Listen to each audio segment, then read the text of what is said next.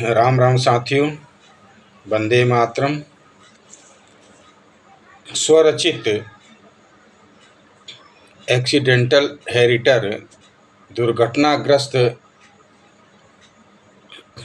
उत्तराधिकारी वारिस का की कहानी का ये शुरुआत मैं आज आप लोगों के सामने कर रहा हूँ।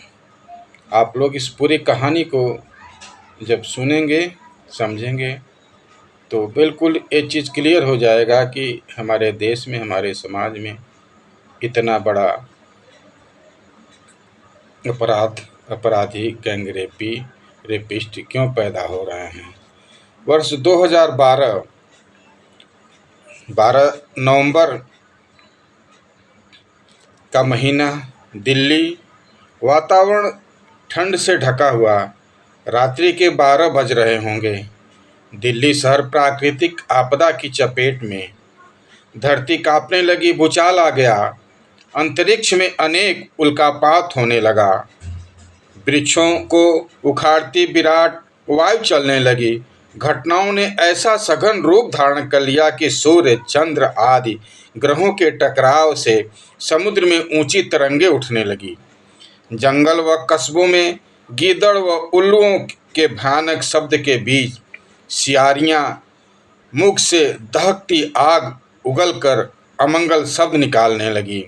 झुंड के झुंड गधे अपनी कठोर खुरों से धरती खोदते हुए रेंगने लगे। गाय, बैल, पशु डर से मलमूत्र त्यागने लगे। पूरा शहर भय के वातावरण से घिर गया। मित्रों, जब कोई समाज में, देश में, धरती पर जब कोई जघन्य अपराध होता है, अपराध के समय ही ये प्राकृतिक आपदाएं अपना स्वरूप दिखाना शुरू कर देती हैं। अब देखिए अपराध क्या हुआ। सुबह के 5 बज रहे होंगे। कुहरे से ढका दिल्ली शहर, शास्त्री नगर की सुनसान सड़कों पर वृक्ष उखड़े पड़े हैं। 10-20 की संख्या में मॉर्निंग वॉकर निकलकर शहरियों के बीच एक सफ़ेद पोषधारी, आंखों पर चश्मा, हाथ में छड़ी बुजुर्ग व्यक्ति की निगाह उखड़े वृक्ष को वाच कर रही थी। फिर एकाएक कदम रुक जाते हैं क्योंकि आगे एक वृक्ष गिरा पड़ा था। तो इसमें प्रमुख पात्र कौन कौन होते हैं? मॉर्निंग वॉक करने वाले रिटायर मेजर अनवर खां, उम्र 60 के पार। 10 और 20 की संख्या में मॉर्निंग वॉकर शहर के। अनवर खां नजरें ऊपर की ओर करते हुए बोलते हैं, अरे हम भटक गए कि प्रकृति हमसे रूठ गई। हम भटक गए कि प्रकृति हमसे रूठ गई। नजरें तूफानी मंजर को वाच करती हुई अनवर खां, वाह रे परवरदिगार, तेरी खुदाई तू ही जाने। उसके तुरंत बाद एक वायुमंडल में एक अदृश्य आवाज़ गूंजने लगती है। नारी का जोरदार एक वायुमंडल में एक अदृश्य आवाज़ वायुमंडल से नारी के स्वरूप में एक जोरदार आवाज़ आने लगती है। गुप्त आवाज़ वायुमंडल से, जैसे प्रकृति माँ ही बोल रही है। कह रही हैं, हाँ हाँ, तू भटक गया, हम रूठ गई। देख रही हूँ विश्व गुरु आज खुद भटक गया। ढोंगी बन अलाप रहा है, गंगा बचाओ, जमुना बचाओ, नर्मदा बचाओ। अरे पगले, तू एक नारी की आबरू तो बचा नहीं पा रहा है, दूसरी नारी गंगा से जल की कामना कर रहा है। ज्ञानियों की औलाद गंगा किसी ब्रह्मा के कमंडल से नहीं आई। ये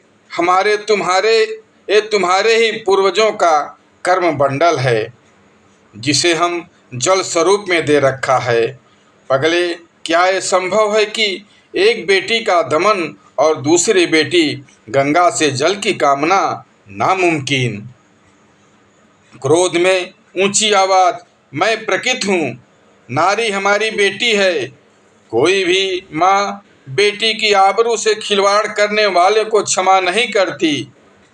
मैं ही सोनामी, फालीना, लालीना को मैं ही आदेश देती हूँ। पता है ये सब कौन कौन है? नहीं ना? विश्वगुरु ये सब तुम्हारे द्वारा सताई गई नारियां हैं, जो लालीना, फालीना, सोमानी बनकर तुम्हारा ही तहस नहस करती रहती हैं। ये प्रकृति की गोद से पैदा होती हैं।